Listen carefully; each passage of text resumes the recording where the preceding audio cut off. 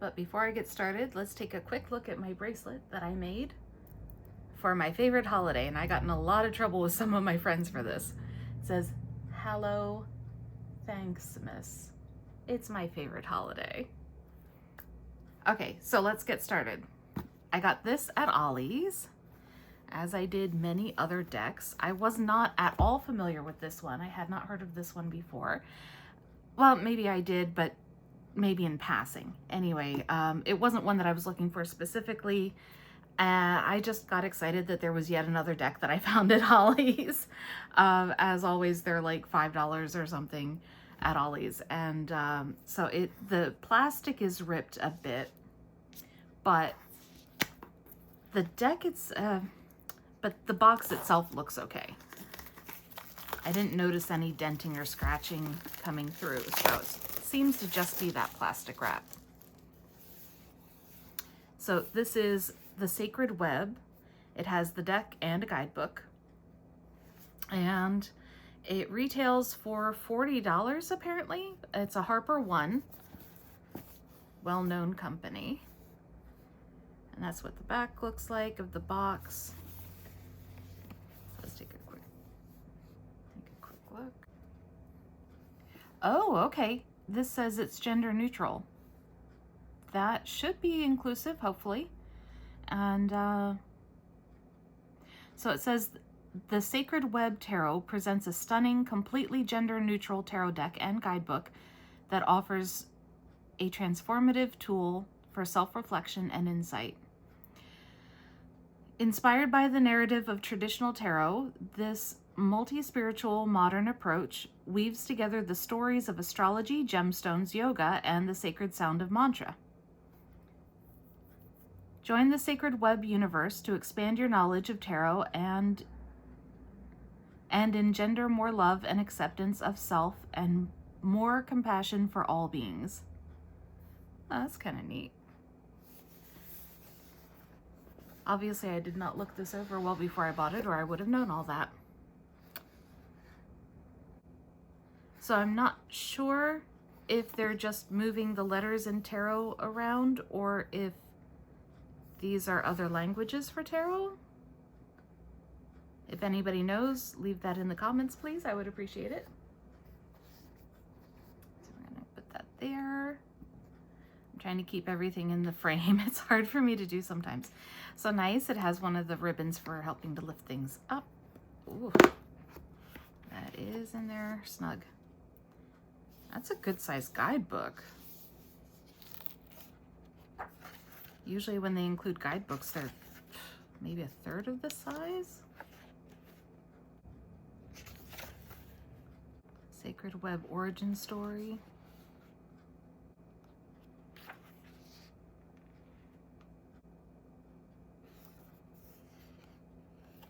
Okay, so I'm not reading the whole thing, but it looks like this was created by a mother and son. It looks like the son did the drawings after a major brain injury. So this is pretty interesting. You might want to look into it if that appeals to you. They've got some spreads, elements, and then it looks like they've renamed some of the cards. The Leap, and then you have the traditional, the Magician, the Oracle, the Teacher, Release. I did notice in the introduction that Release is Death, which, yes. The Burnt, wow, so they renamed a lot. That's interesting. This is not the first deck that I've had that does that, but they all have their own reasons, and I have found that it does matter when I'm doing spreads. Their naming conventions, their symbology and everything, it does actually matter. You can't just, I mean, you can just use it as a tarot card, but I do find that the extra layers that they include in the guidebooks is usually quite helpful. They're intended to be. let us meet in the sacred center. Oh, as above, so below, let us meet in the sacred center. So that's inside the box. And here's the cards. So I'm going to put the, oh, I guess it doesn't matter the way it's attached. I think it'll work either way. So I'm just going to pop that over to the edge. That will help me stay centered in the screen with the cards, because I did not take the time to set up with a boundary for my own. Not that it usually matters. If you've ever seen my other unboxings, I never managed to stay on screen anyway. I'm even screencasting so I can see what's on the screen, and I still can't. So now I may, I'll be honest here, I do not have the major arcana memorized in order. So the ones that are renamed, I'm probably not going to be so great. Obviously the Fool, but they do call it something else, and I can't, it's going to take forever if I pull out the guidebook and look at each card just to name them. I'm so sorry. So I'm just going to kind of hold these up for now.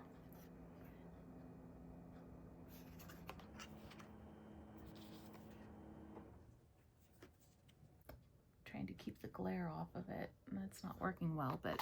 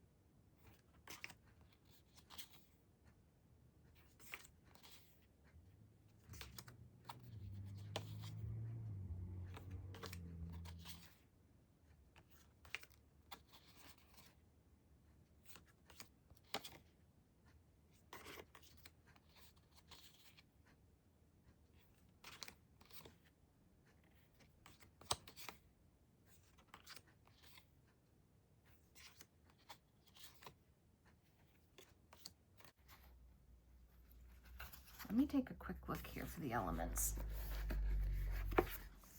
because that should be pentacles, I think, but let's just be sure. Okay, yes, I am correct. All right, so this would be pentacles. It is called the Suit of Earth in this deck.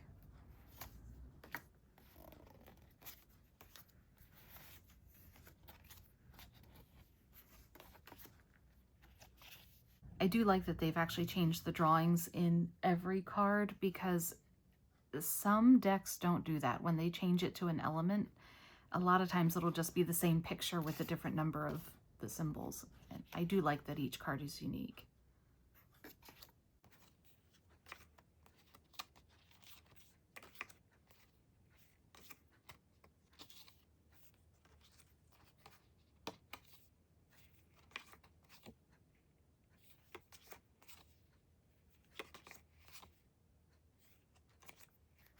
And then we have what would be cups. It is the Suit of Water in this deck.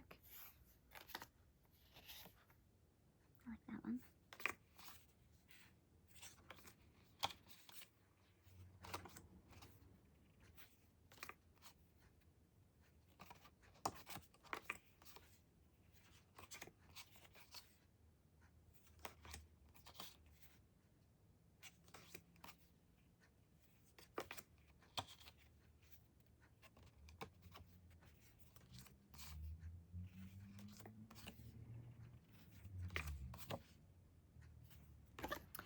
And then Wands, or the Suit of Fire in this deck.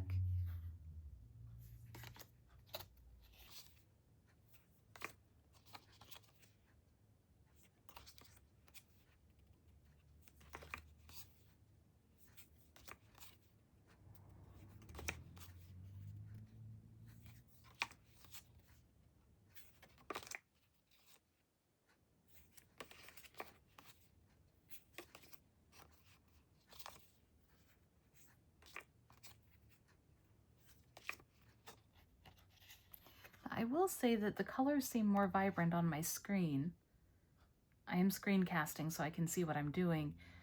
On my screen, I don't know if it's overcorrecting, but they are way brighter and glossier looking on the screen than they are in person.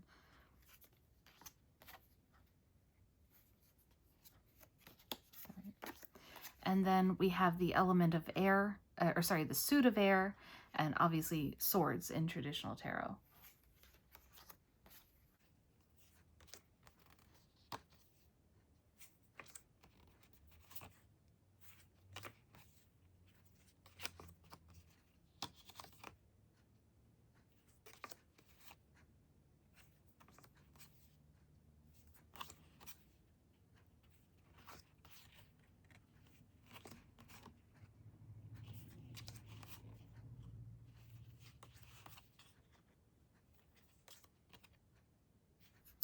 And that's all the cards.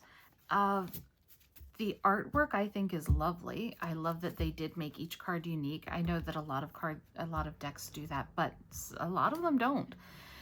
So I always appreciate a unique card. The quality of the paper, it's a little thin, it's a little flimsy, and it does just have a little bit of an edge to it. I don't think it's going to catch. I have had some decks where that edge is curled enough that it catches and it makes it impossible when you're shuffling. I don't think these are going to catch, but they are kind of a little flimsy and just a little bit of that curl on the edge. I like the finish.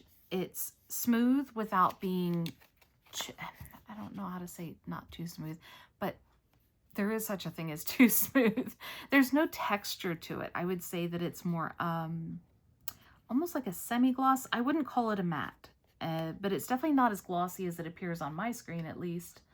The size is good for me. I like this size. This is about as far as I can go for easy shuffling. The bigger decks are very awkward for me. The smaller decks I like, but I do like this size. It has enough heft to it to make it feel a little more important than like a deck of playing cards, although a little less transportable than the playing card size, but I like this size.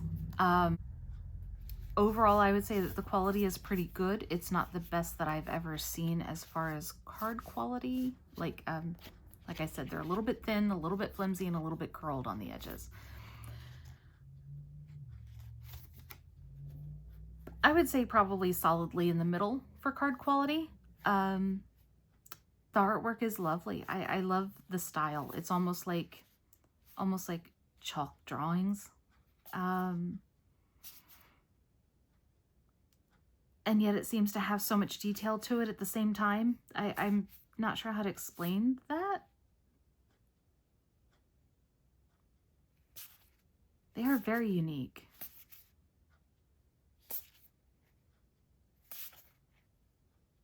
It's a nice deck, and I did not have any preconceived notions because, like I said, I saw it at Ollie's and went, hey, another Ollie's deck, and bought it. So your mileage may vary. You've actually seen what they look like. So if you are into this, absolutely go out and get a deck. I don't think they're at Ollie's anymore. You're probably going to have to go to a regular store or order them online. Like I said, it is a Harper 1, at least this edition is. And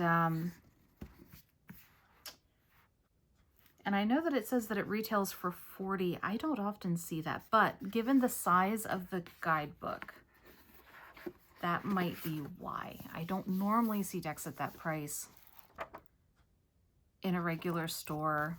Maybe sometimes the really small stores, but like Barnes & Noble's usually like 25 or 30. But this is a really hefty guidebook. So it may, in fact, actually retail for that price just because this is weighty. It costs more to print. Because it's so weighty, it costs more to print. I know the larger books cost more. It's like every so many pages, the price goes up. And I mean, it's not like it's all that sturdy. This is pretty flimsy, honestly, but there's a lot to it, and it's fully illustrated and all that. And even though there's not a lot of color, well, I don't think there's any color in the guidebook. which helps a little bit. But any color is going to increase your printing cost, I know. And then the weight and the size of it is going to cost more for shipping, and it takes up more shelf space. It may very well actually be more expensive.